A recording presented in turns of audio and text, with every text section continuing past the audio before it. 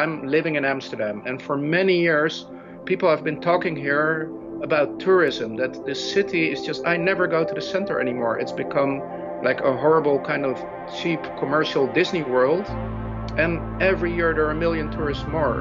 Now, when I go to the center of, it feels again as my city. I love this place. There are beautiful old buildings. There's this quietness. So it's showing us that people were complaining about all the mass tourism, and now that has disappeared. People have been talking for like so many years, like, why are we flying so much? Why are we going if I go to London, last time I went to London, I took the train. I did that very specifically because I already told myself I don't want to, for short travel, I want to start using the train as much as possible. And it's a big hassle. I had to go to the train station. It costed more money, but actually it was a great experience. And then this Ciara, the storm came, and actually more friends of mine were in London, and we were the only ones to get out. But now I think it feels to me like, for a lot of things, like a kind of reset period. So the air quality, that there's been a lot of, scientific research. It's not, air pollution is not directly killing people, but in the long term it is. And now if we see photos of how the air looks, so it feels like, okay, everything came to a stop. And that means we can wait till this is over, till there's a vaccine, till there's herd immunity, I don't know, whatever reason. Or we can use this period to think like, okay, if this is over, how are we going to continue?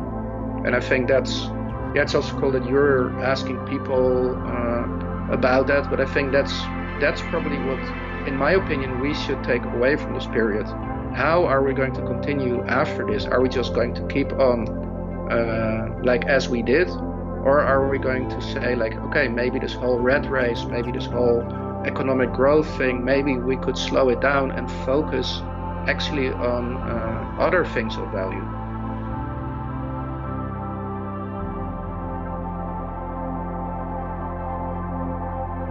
Most of my life I've been like very anti-money. I think maybe that's part of the cliche, I'm an artist. But it's I viewed it as something like, why are people doing something for this external human construct? It's just an idea. Some people came up with this thing, money, which is okay if you know that it's a human construct and it's just an agreement. But I thought, why do people not want to do something which comes from their inner core, from their inner values, like what they really love to do? But then I did this project, the Exchange Ambition Bank, where I started my own bank. This also traveled to Boom in 2012, we were there. And I realized by doing this project and becoming a banker that money actually can have a lot of value when it's just this exchange, where when we're all using it together, there are local currencies, and you can just use it as a kind of energy which is flowing through a community. And then we also made a banknote, which was a banknote that had as denomination love, and it wasn't like a hippie thing, like, oh, love and peace, but it was this thing that if I go somewhere and I buy something, it's a two-way transaction. So I don't only want stuff, I actually am giving money back, and I'm very conscious, like when I buy something somewhere, where am I buying it? If I want a book, I'm not going to Amazon, I'm going to a local bookstore because I want them to be around, and I know they'll only be around if I support them. So then it's like it's an interaction, like I get a book and they get money, which means also energy and love from me, and that way we can do a lot of things together. And so I hope that, because there is now, you see because of COVID, that maybe because all the airplanes, that mass transport all around the world, that things like that are becoming more difficult. So that's where my hope is, that we could look at more small scale and more sustainable solutions for doing things. But then I see, and that's not governments doing it, but those are people doing it, that they are now mass buying, like at Amazon. And that's what is worrying me.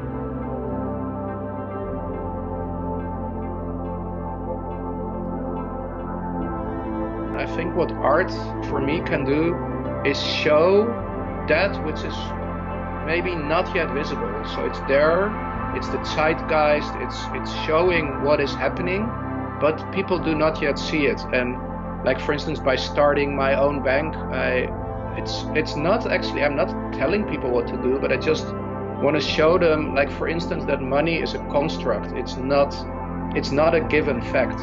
So people, when they say, like, so I built a tree at Burning Man and at Woodstock where people could glue real money on the tree, and people would glue €100 bills. There was so much money on there, and they could draw on the money, and the money would become art. And a lot of people would say, like, you are destroying money. And the whole idea was like, no, I'm only destroying the financial value, but this whole tree is getting so many other values in return.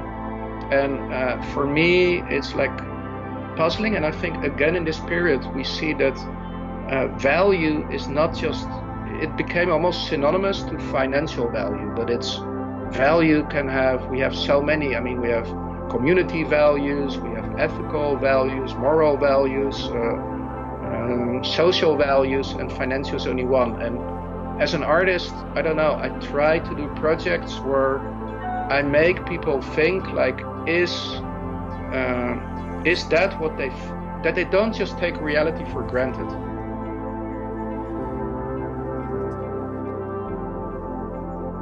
What's happening now is also, it's big. It's actually, for me, it's almost too big to grasp, because it's, and the more I read about it, the more difficult it becomes, because there's so many sides, there's so much I cannot understand, because I'm not a scientist. I also don't, if I look at all the countries, but then I can process what's happening now in a different way with my art, and that's what I can give back to people. And it's the same like with music.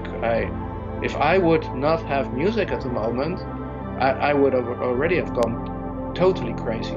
I mean, music is helping me to paint, to sit, to think, and it's not in a direct way, but it's so I'm grateful to all the people putting music out at the moment, because they can again help me to create something. And I think we as art and culture, we can give so much to people at the moment.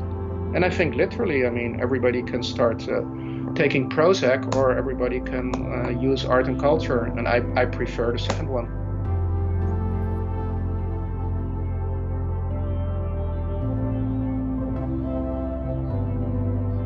One big tip is to accept that there are a lot of things which are negative about this. Just accept them, because they are happening and we cannot change them.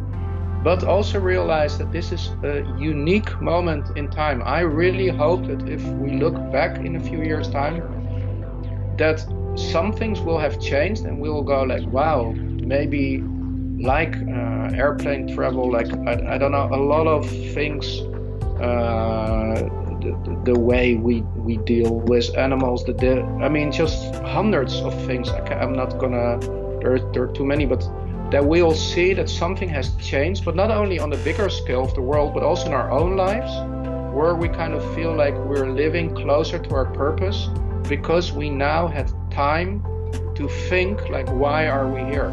Why are we doing what we're doing? And I think if somebody is busy all the time just running the rat race, or you're just everybody in a way is you're in your, it's not a comfort zone, but your regular life where you just live and you have to do all these things.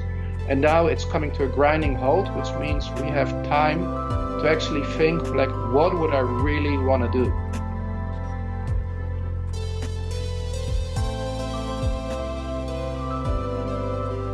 Well, it's interesting that so my kid, who's now almost 15, he wanted to go for the 4th time to Boom together with me now, and it's always been very interesting for me to see how much he loves Boom, and also that he really does not like psytrance, but there is this community thing. In a way, it's also one of his best friend actually that he's grown up with also has joined him for the last 3 times. And what I really love to see is, for instance, how safe they feel.